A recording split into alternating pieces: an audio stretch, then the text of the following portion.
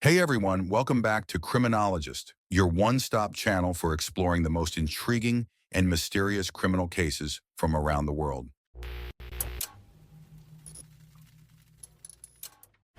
Today we're diving into the chilling and unsolved case of Sophie Toscan du Plantier, a story that's gripped both France and Ireland for decades. Sophie Toscan du Plantier was a 39-year-old documentary producer living in Paris, France. Beautiful and intelligent, she captured the attention of anyone who interacted with her. The reddish gold of her hair offset her pale, lock-in-like skin. Her bright smile dazzled in the lights of the fiction she attended, and her stunning image was captured forever by the many cameras of paparazzi who flanked the various premieres and high society parties she was invited to. Sophie was a single mother to her son from her previous marriage when she met Daniel Toscan du Plantier. Daniel was a famous film producer and was well known in the French film industry. Sophie had met him at work, and both got romantically involved in 1988. Daniel was 16 years older than Sophie and had been married twice before. But the couple bonded on an intellectual level with similar work interests and passions, and on June 18, 1991, Daniel and Sophie got married. Daniel lived a life filled with premieres and parties, while Sophie preferred a much more solitary and simple life. In her teenage years, Sophie visited Ireland several times and fell in love with the countryside. In 1993, Sophie bought a holiday home near Toormore, West Cork, Ireland, to escape from her busy socialite life. The house she chose was extremely remote. It had no heating, no light, and windows and doors rattled during windy days. She would often visit the holiday home with her son during holidays. On December 19, 1996, Sophie decided to fly to Ireland for a holiday retreat. She asked a few family members and friends to accompany her on the trip, but no one were free as Christmas was just around the corner, so she decided to go alone. Timeline: she arrived in Ireland on the morning of December 20th, 1996 and rented a car, Ford Fiesta, to drive to her holiday home in Toormore, West Cork. She planned to stay there for a few days and return to Paris for Christmas. On the way to her house, she stopped at a Texaco filling station to buy wood in order to make a fire. She then visited the Courtyard Bar in Shul and ate lunch between 3:30 p.m. and 4 p.m. before driving to her home. Upon arriving to her house, she talked to the caretaker of the house on the phone. The next day, she went into the town and bought groceries and withdrew money from the ATM. She then returned to her house, and around 4:30 p.m., she was seen outside her house. It is believed she stayed in the house for the remainder of the day. Later that evening, she called Daniel in France, but he did not pick up the call. However, he called her back around 11 p.m. Daniel said they had a very convivial conversation, and Sophie did not seem to be in any way upset. The next day, on December 22nd, she visited the ruins of Dunlough at Three Castles Head. Later that day, she visited a friend and told her that she had seen a woman at the ruins that had scared her very much. According to the friend, Sophie had said, "Oh my God, I saw a woman like a white shape." Locals believe Sophie had actually seen Lady of the Lake. According to urban legend, the Lady of the Lake is a ghost that is said to haunt the castle ruins, and anyone who sees her will die within a few hours. The next morning, on December 23, 1996, at around 10 a.m., Sophie's body would be found in a laneway beside her holiday home. She was discovered by her neighbor, Shirley Foster. Sophie was found wearing a white top, lycra leggings, and a pair of boots. Her clothes were stuck in the barbed wire that bordered her home. She had been brutally murdered. She had numerous defensive wounds on her hands and her arms. She had been beaten severely around the upper torso and her head, possibly by a fire poker. She had suffered severe head and facial injuries. A concrete block was found at the crime scene, which appeared to have been used to drop on Sophie's head as she lay on the ground. There was a pool of blood around her body and bloodstains on the metal gate nearby. Looking inside the house, police found the house to be undisturbed. There was absolutely no sign of a break-in. Sophie's bed was not made, and 2 wine glasses were left to dry on the draining board by the sink in the kitchen, suggesting that someone had visited her that night. The fingerprint expert tried to lift fingerprints from the wine glasses and objects in the house, but the results were negative. The expert could not find any other fingerprint except Sophie's. Strands of hair with blood on them were found between Sophie's fingernails, but a forensic analysis revealed it was Sophie's own hair and her own blood. Strangely, police couldn't find a single piece of DNA evidence at the crime scene. Police found the front and the back door of the house closed and latched. The heavy gate at the entrance of the laneway was wide open, although locals say Sophie usually kept it closed. Police believe Sophie was attacked in her home, but she escaped and ran outside, where she ran down the laneway and tried to climb over a fence but became caught in a barbed wire. This gave her killer enough time to catch up with her and brutally murder her. Sophie's body was found near Briars, and police believe the killer may have been injured and could have marks or scratches on his face and hands. Investigation. In the next few days, the police did door-to-door interviews of the local people and handed out questionnaire related to the murder. A total of 50 suspects would be eliminated throughout course of investigation. On December 27, 1996, a local shop owner by the name Marie Farrell told police she had seen Sophie in her shop on the 21st of December around 3 p.m. Marie said she also saw a man standing outside her shop wearing a very long black coat. She said when Sophie left the shop, the man followed her. On January 11, 1997, police received a phone call from a woman using the alias Fiona.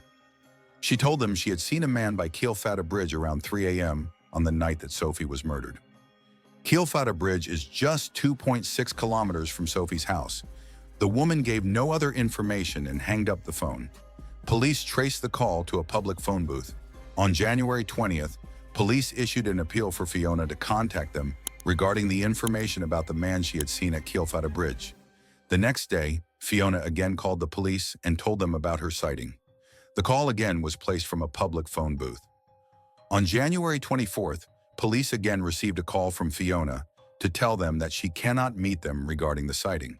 But this time, police traced the call and found it to have came from the home of Marie Farrell. Fiona was Marie Farrell, she ship owner, who had mentioned that she had seen a man in a long black coat following Sophie. She told police she did not want to give a public statement because she was with another man on the night she had seen the man on the bridge and didn't want her husband to know. The man on the bridge, she said, appeared to be in a drunken state and was waving his arms around. Later, she said saw the man again in January in a local supermarket, and she pointed out the man to the police. They discovered that the man she had pointed out was Ian Bailey. Suspect Ian Bailey is a journalist living in Shull, Ireland.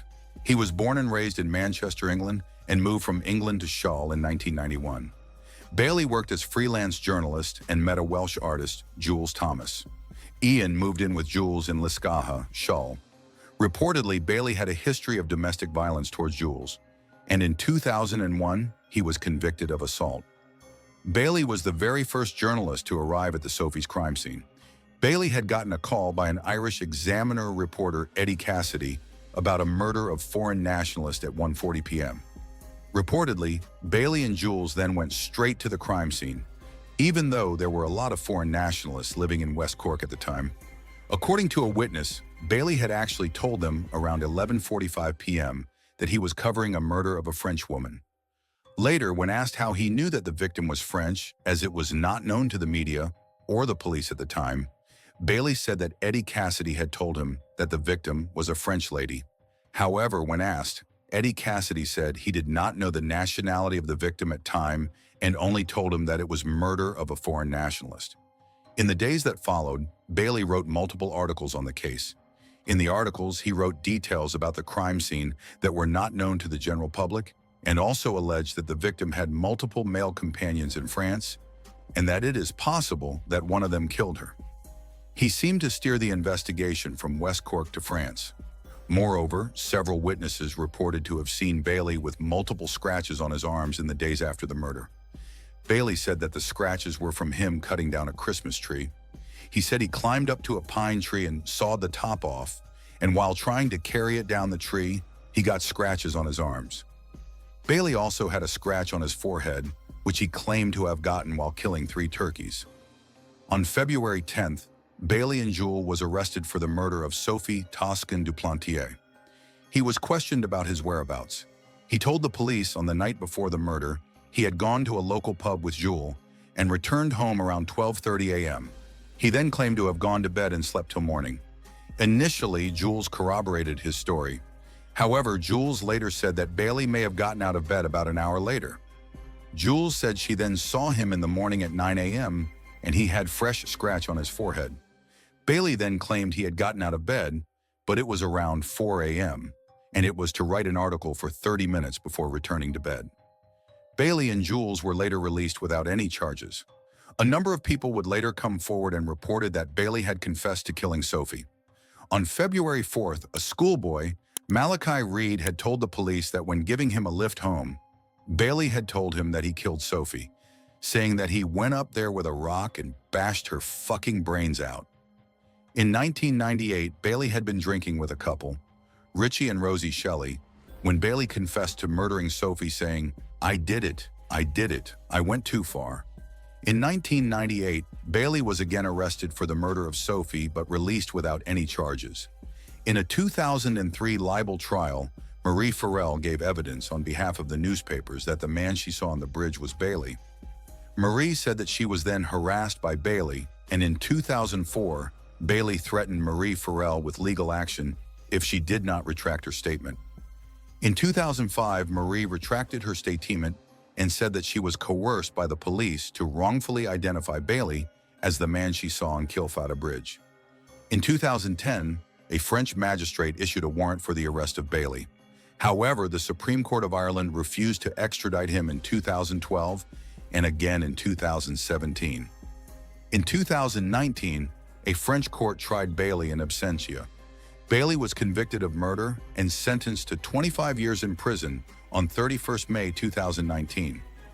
Despite number of arrests, Bailey has not been charged with Sophie's murder in Ireland, as there is no solid evidence linking him to the crime.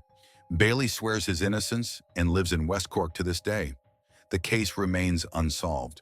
What really happened on that fateful night? Did Sophie's love for solitude lead her into the path of danger? Was there something sinister lurking in West Cork? Or is the truth even stranger than the rumors that swirl around this haunting case? Let us know what you think in the comments below. If you're intrigued by mysterious unsolved cases like this, hit the like button, subscribe, and turn on the notification bell so you don't miss any of our upcoming deep dives. Thanks for watching Criminologist, where we uncover the darkest and most baffling criminal mysteries. See you in the next video.